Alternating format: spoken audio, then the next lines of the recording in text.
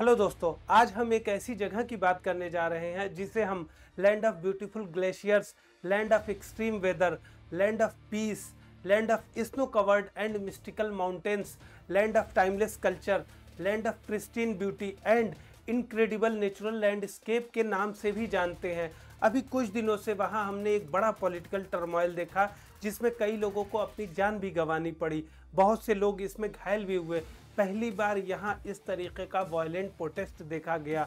आज का हमारा वीडियो इसी से रिलेटेड सभी पहलुओं को लेकर है कि आखिर ऐसा क्यों हुआ, क्यों सदियों से शांत रहने वाली जगह को एक ऐसी हिंसा ने अपने चपेट में ले लिया। आखिर इन लोगों की क्या डिमांड्स है, आखिर इस प्रोटेस्ट को कौन लीड कर रहा है, इसमें सोनम वांगचुक जो कि खुद एक बड़े इन्वायरमेंटलिस्ट हैं, उनका क्या रोल है, क्या नॉन स्टेट एक्टर्स यानी फॉरेन एक्टर्स जैसे पाकिस्तान एंड चाइना का भी इस प्रोटेस्ट को भड़काने में हाथ है।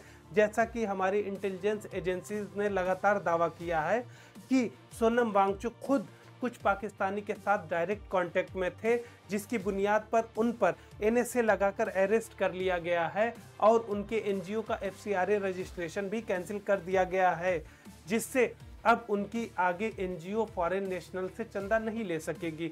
आगे हम इन सभी पहलुओं को एक एक कर समझने की कोशिश करेंगे कि आखिर ये सारी चीज़ें क्या हैं। इन सभी पहलुओं को हमें डिटेल्स में समझने के लिए हमें समय में कुछ पीछे जाना होगा। लद्दाख और कारगिल रीजन के लोग स्टार्टिंग से ही, जब से ये जम्मू एंड कश्मीर स्टेट का हिस्सा बने थे, तब से सेंट्रल एंड स्टेट गवर्नमेंट दोनों पर डिस्क्रिमिनेशन का आरोप लगाते रहे हैं, वो चाहे एम्प्लॉयमेंट को लेकर हो या लेजिस्लेटिव रिप्रेजेंटेशन को हो। ये स्टेट लेजिस्लेचर और पार्लियामेंट दोनों की बात कर रहे हैं। इसके साथ ही इन्वायरमेंट हो या फिर कल्चरल प्रमोशन हो, इन दोनों को लेकर भी हमेशा अपोज हुआ है। बहरहाल बदलाव तब देखा गया जब 2019 में आर्टिकल 370 को ख़त्म कर दिया गया और लद्दाख को एक यूनियन टेरिटरी या केंद्र शासित प्रदेश बनाया गया। हालांकि इसे बिना लेजिस्लेटिव के एक केंद्र शासित प्रदेश बनाया गया था। शुरुआत में तो वहां के लोगों ने इसका स्वागत किया, लेकिन जो उनकी उम्मीद तेज होने वाली विकास की थी, जल्द ही धूमिल होने लगी। लोगों की आशाएं खत्म होने लगी, क्योंकि लोगों को लगा कि उनकी लैंड, ऑटोनॉमी, एम्प्लॉयमेंट और कल्चरल आइडेंटिटी पर एक खतरा महसूस फील करने लगे कि अब बाहरी लोग यहाँ आकर बसेंगे और कुछ दिनों में वो खुद एक माइनॉरिटी बनकर रह जाएंगे और उनके जो राइट्स हैं वो हैम्पर होंगे। इसी डर की वजह से वहाँ के लोगों ने, सिविल सोसाइटीज़ ने और पॉलिटिकल एक्टिविस्ट ने सबसे पहले लद्दाख के लिए फुल स्टेटहुड यानी एक स्वतंत्र राज्य के दर्जे की मांग रखी।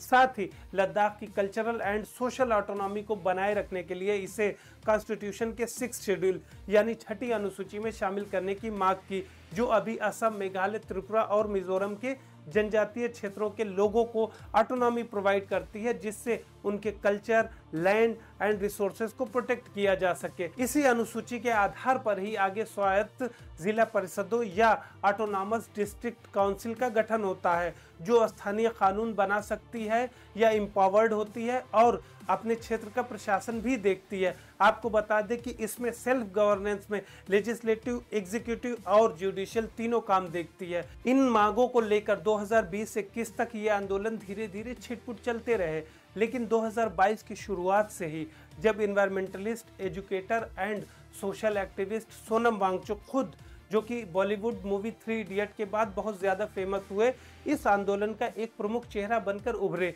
तब इस आंदोलन ने एक रफ्तार पकड़ ली। इसी को लेकर जनवरी 2023 में कड़कड़ाती ठंड में जब टेम्परेचर माइनस में चला गया था, वांगचुक ने 18,000 फीट की ऊंचाई पर 5 दिनों का जलवायु उपवास या क्लाइमेट फास्ट रखा, जिसके पीछे मकसद देश को लद्दाख के फ्रेजाइल इन्वायरमेंट और वहाँ के लोगों के राइट्स के लिए ध्यान दिलाना था।